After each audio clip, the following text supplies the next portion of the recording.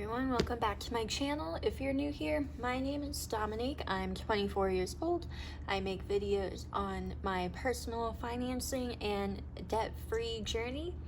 And if you're into that kind of thing, make sure to hit the subscribe button down below and like those videos so that I know that you like these kind of videos.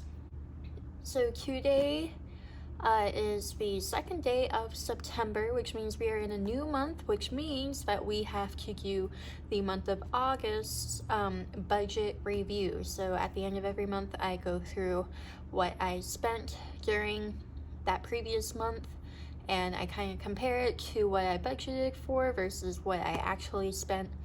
And usually something goes weird in either my calculations or just the way that I've set it up.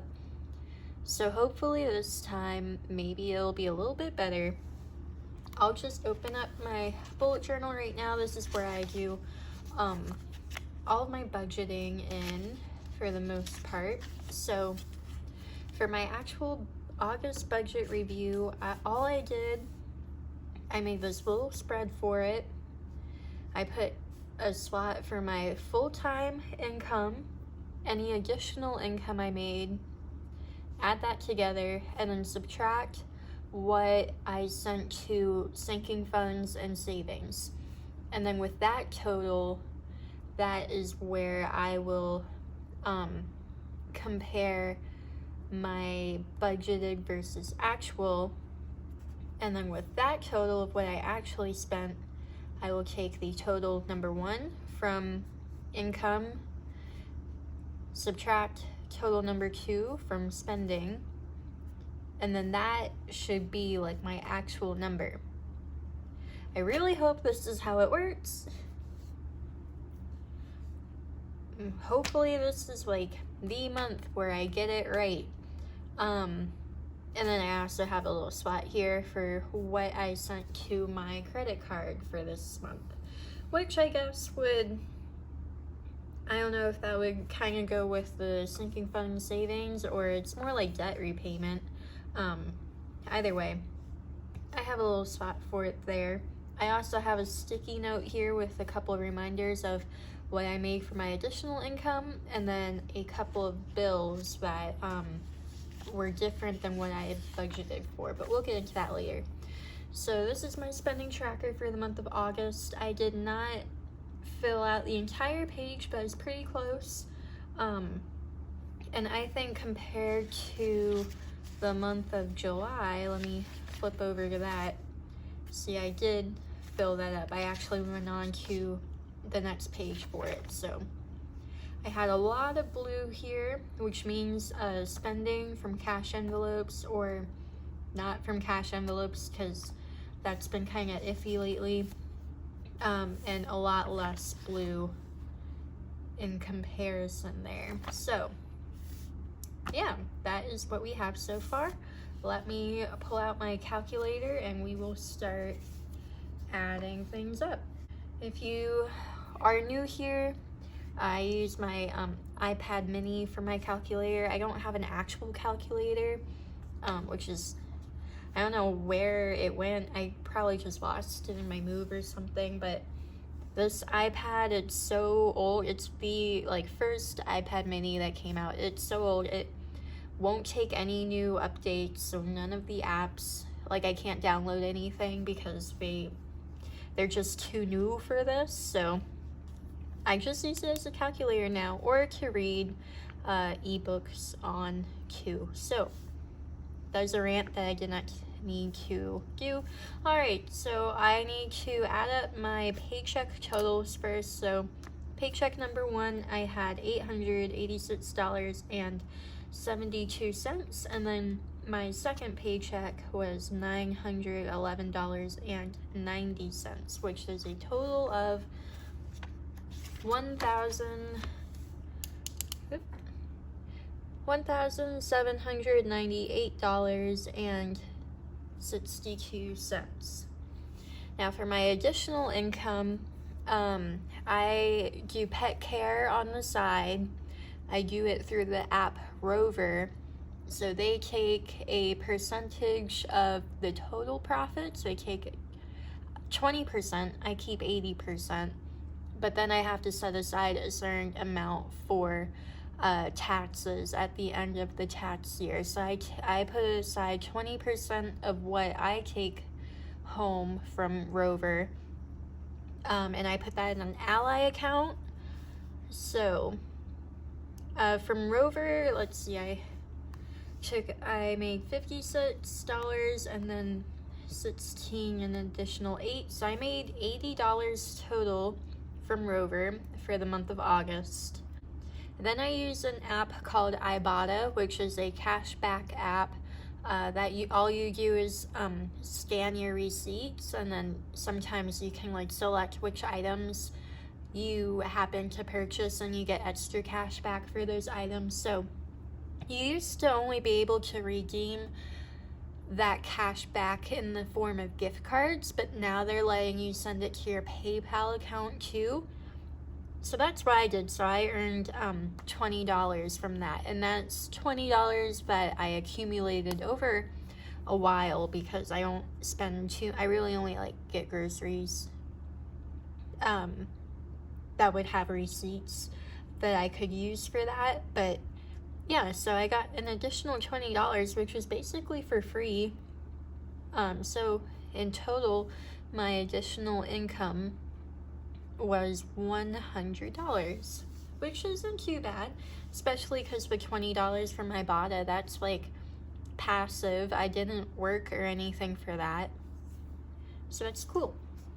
Okay, now I have to add up the total that I sent to my sinking funds and savings. So for that, we're gonna go back over here to my paycheck budgets. My sinking funds, they're all here in purple, and sinking funds are basically also savings, but some of my sinking funds are also in the form of bills, these 4 here, so I'll count those as well. So student loans, both together, that was 20. Car insurance was 40. 14 for renter's insurance, 20 for, let me switch hands, 20 for car tags, 20 for car maintenance, 10 for medical. So I have not taken out that 10 yet for adventures. Oh, but this, I'm only adding up what I budgeted for, so I will add that 10 as well. So that'll be 20 for adventures, 40 for wedding, 20 for Ally, 20 for joint savings, 10 for Christmas, and then 80 for intermittent. Some of these are in the form of envelopes, some of them go into various savings accounts, but altogether that was $314. So I will add that to here. And now I will take my full-time income, add that to my additional income, and then subtract that savings. So 1,798.62 plus 100 minus 314. So left over, I have $1,584.62.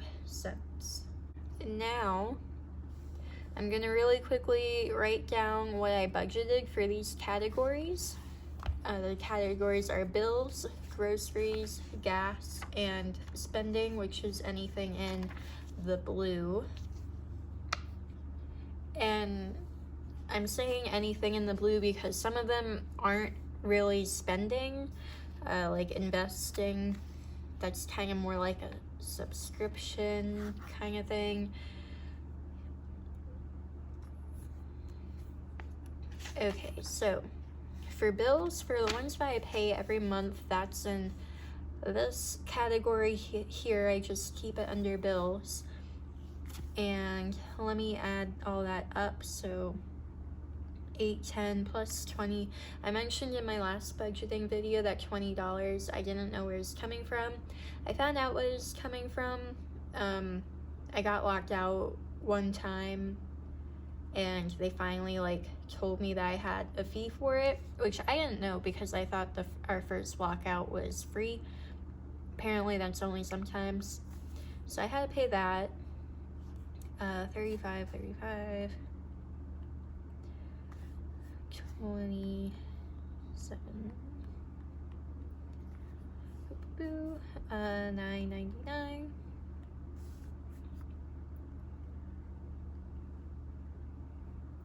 Okay, altogether I budgeted 1,000. Let me write it down. $1,012.99. Now that $20 I did not really budget for. I didn't know it was happening until I got that paycheck and I made this budget. So, I mean, I put it in the budget, but I did not know at the beginning of August that would be happening. Okay, my next category is groceries, and I budgeted $80 each paycheck for that. So that is $160.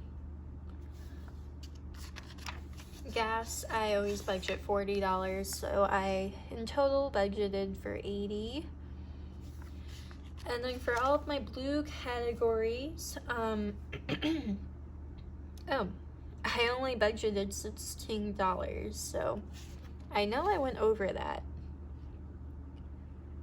for sure. Okay, there's all my budgeted.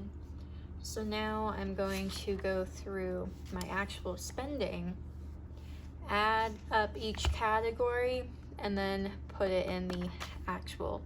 That's gonna take a while, so I'm just gonna do that off camera and then I'll come back with the totals. Okay, so I wrote down all my totals, my actual totals, compared to the budgeted. So we'll go down one by one and talk about each one really quickly. So bills, I was under. I usually overshoot when budgeting for the bills because I never want to not be prepared to pay those. So I did only spend $994.20 on bills. So that's good. Groceries, I am pretty much always over on groceries now. This time I did pay a couple times when I counted transactions as groceries. I was getting food for like a bonfire or something for work. But it's not like it was that often. For gas, I was under by just a few dollars. I pretty much fill up once a week, and it's always been right under 20, so $40 for every 2 weeks, that's not bad. So I don't really expect to go over unless I'm traveling somewhere else, but I don't usually go. And then for spending, so I only budgeted $16, but my actual spending was $147.65. And now, so I didn't, how do I explain this? So a lot of my spending came from cash envelopes, from money that I already had in my cash envelopes from previous months of budgeting. So things like eating out, I used that cash envelope for. I didn't take money out of this income here to put towards that spending. Some of the money did come from this income, and I did go over for that, I know for sure. But there were a lot of transactions that happened via cash that I already had from previous income. So I think in the future I'll try and set up for accounting for that, I guess. But yeah, so I did go over technically, but I also didn't because it was from cash envelopes. But I either way, let me add all this up. It's probably gonna be over. To be honest, I have no clue, but because I went over in groceries, I would expect it to be.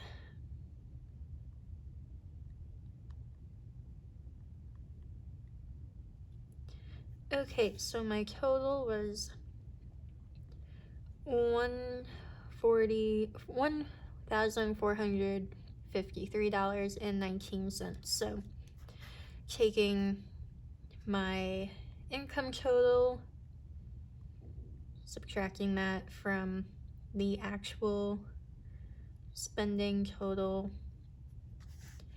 that leaves me with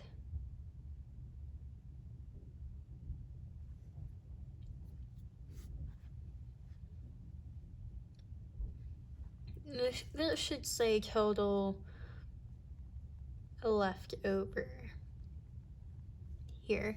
Okay, so that leaves me with $131.43. So I guess I did save some money.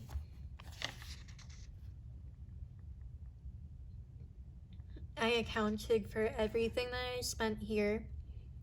Minus this was just a transfer of taxes, and I will have to do that with my Rover total here, but it's not going to be anywhere near that, so I would not count that yet at all. Actually let me just subtract. Let's see, my total was 80 times 0.2. So I'm gonna have to take out $16 for Rover taxes.